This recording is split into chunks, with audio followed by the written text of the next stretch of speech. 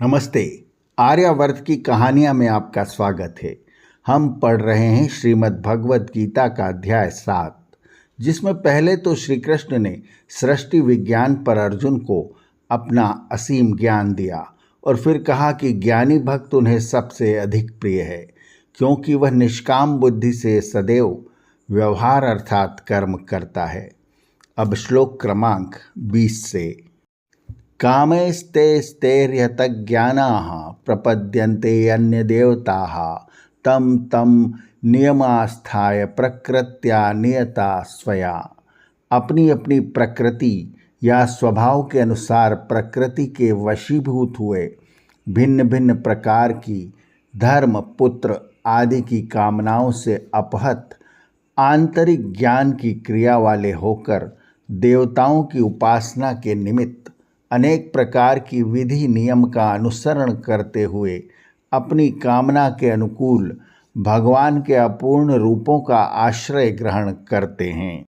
यो यो याम याम तनुम भक्तः श्रद्धयार्चितुमिच्छति तस्य तस्याचलां श्रद्धां तामेव विदधाम्यहम्।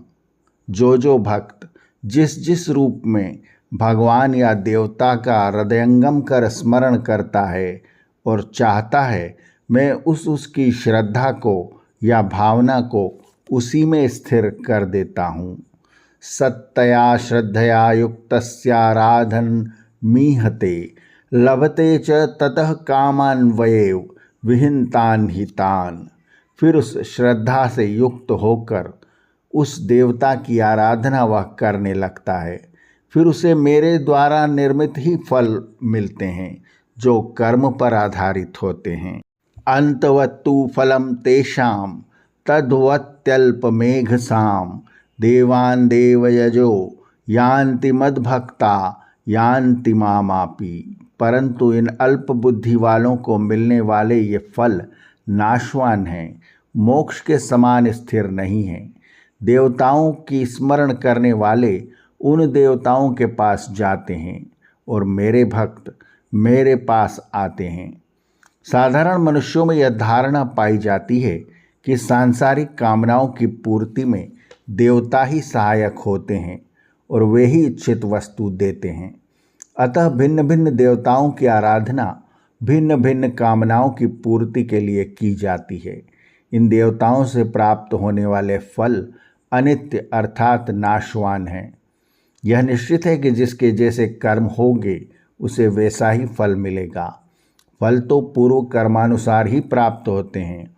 अतः मनुष्य को फलाशा त्याग कर कर्म करते हुए परमात्मा को हृदयंगम कर स्मरण करना चाहिए।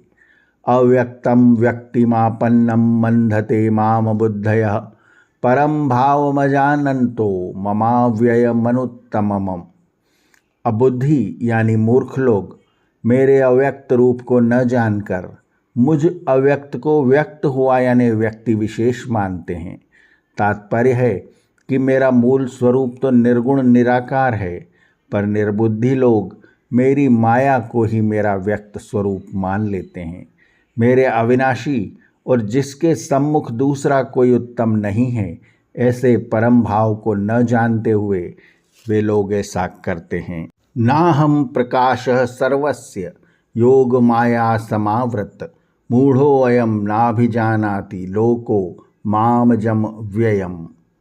मैं अपनी योगारूढ़ माया से आच्छादित होने के कारण सभी को समान रूप से नहीं दिखता। मूढ़ लोग यह भी नहीं जानते कि मैं अज यानी जो कभी पैदा नहीं होता, अजन्मा तथा अव्यय जो विनष्ट नहीं होता वह हूँ। अज और अवयव ये ब्रह्म की सत्ता के दो गुण हैं। योग माया से भूले रहने के कारण लोग भिन्न भिन्न देवी देवताओं की पूजा करते हैं। इन श्लोकों में तो भगवान श्री कृष्ण उन लोगों को स्पष्ट रूप से निर्बुद्धि और मूर्ख कह रहे हैं जो उनके व्यक्त रूप अर्थात श्री कृष्ण की ही पूजा या भक्ति करते हैं। व्याकरण की दृष्टि से कृष्ण उत्तम पुरुष में बोले जाने वाले वाक्य कहते हैं, इसलिए वे हर जगह मैं कहते हैं। लेकिन वे यहाँ भी कहते हैं कि मूढ़ लोग नहीं जानते कि मैं अजन्मा यानी जिसका कभी जन्म नहीं होता, और अव्यय यानी जो नष्ट नहीं होता, वह हूँ। जबकि हम सब जानते हैं भगवान कृष्ण तो जन्मे भी थे और मृत्यु को भी प्राप्त हुए थे। इसलिए वे जब मैं कहते हैं, मेरे कहते हैं, मेरा कहते हैं, तो वे निराकार परमात्मा की बात कर रहे हैं। आर्यावर्त की कहानियाँ के अगले अंक में भी जारी रहेगा श्रीमद् भगवद गीता का 7वां अध्याय, ज्ञान विज्ञान योग। आर्यावर्त की कहानियाँ चैनल को सब्सक्राइब करें और बेल आइकन के बटन को दबाएं, ताकि हम जब नया वीडियो लेकर आएँ तो उसकी सूचना आपको तुरंत मिल जाए। धन्यवाद। नमस्ते।